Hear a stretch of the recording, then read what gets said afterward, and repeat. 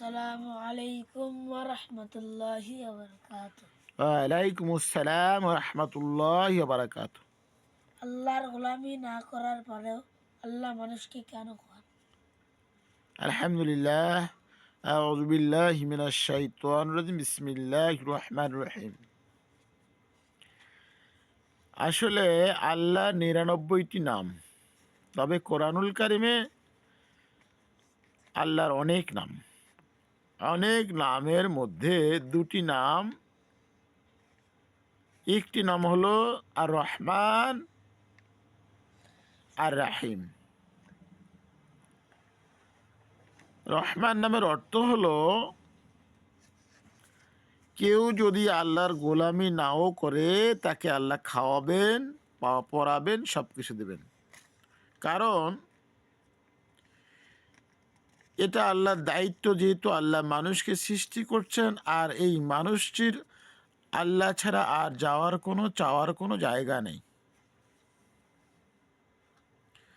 তবে আর রহিম নামের অর্থ হলো আল্লাহ খাওয়াবেন মুমিন বান্দাদেরকে, ওই নামের রহমত বর্ষিত করবেন। যেমন রহমান নামে খাওয়াবেন, এর মধ্যে রহমত থাকবে না। আর রহিম নামের অর্থ মানুষকে খাওয়াবেন কিন্তু ওর মধ্যে রহমত থাকবে। আল্লাহ এমনি এমনি কাউকে কিছু দেন না। যারা অন্যায় পথে রোজগার করে তাদেরকে সুখ দেয়, বিনিময়ে শান্তি কারি নেন। ১ নম্বরে ওই অপরাধী লোকের ঘরের শান্তি কেড়ে নেয়। সে তার স্ত্রীর কাছে পূর্বের কোনো সেবা পায় না, তার ছেলে মেয়ে তার কথা মতো চলে না, সে বলতে গেলে বেইজ্জতি হইতে হয়। ভালো খাইতে চাইলে দামি হোটেল যেতে হয়, শরীর টিপতে চাইলে সেলুন, গরম কিছু চাইলে বুয়া কোথায়। তারপর লোকটির পেরেশানি দেয়। তাকে যদি কেউ জিজ্ঞাসা করে ভাই কেমন আছেন, সে বলে ভাই ঝামেলায় আছি। সে সত্যি কথা বলছে।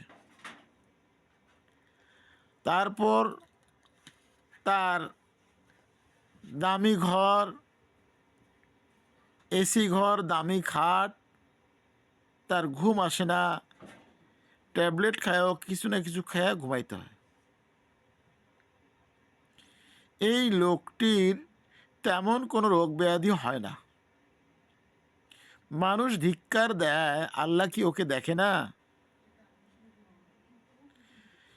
তার যখন রোগ দেয় পৃথিবীর কোনো ডাক্তার ভালো করতে পারে না। এখানে যায় এই পরীক্ষা নিরীক্ষা,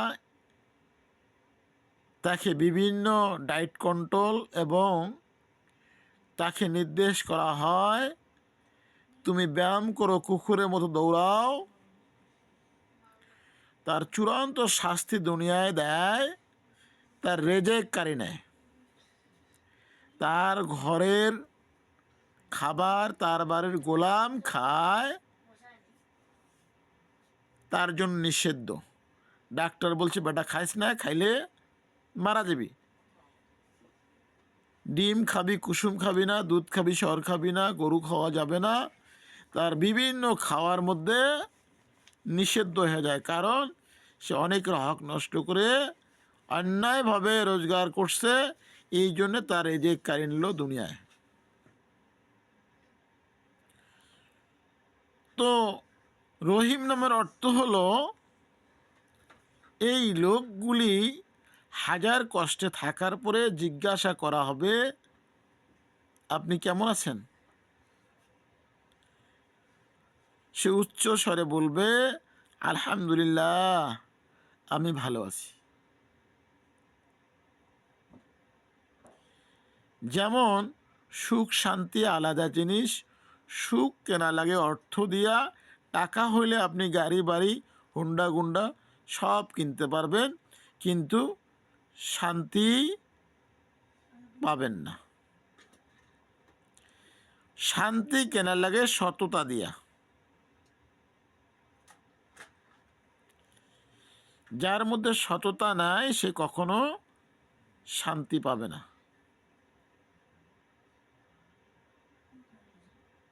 মানুষ সৃষ্টি করছেন আল্লাহ 4 শ্রেণীর। এক শ্রেণী দুনিয়ায় আংশিক পাবে, আখেরাতে কিছুই পাবে না। আর এক শ্রেণীর দুনিয়াও পাবে, আখেরাতও পাবে। দুনিয়ায় সম্মান, অর্থ সবে পাবে। এর মূল কারণ হলো এই লোকটি দ্বারা অনেকের উপকার হবে। আর এক শ্রেণীর লোক দুনিয়াও পাবে না, আখেরাতও পাবে না। যেমন নিম্ন শ্রেণীর লোক এত কষ্টের মধ্য দিয়ে মালিকের গোলামি করে না, সে দুনিয়াও অশান্তি ভোগ করবে, আখেরাতও ভোগ করবে। আর এক শ্রেণীর লোক দুনিয়ায় হতে পাবে না, আখেরাত নিশ্চিত।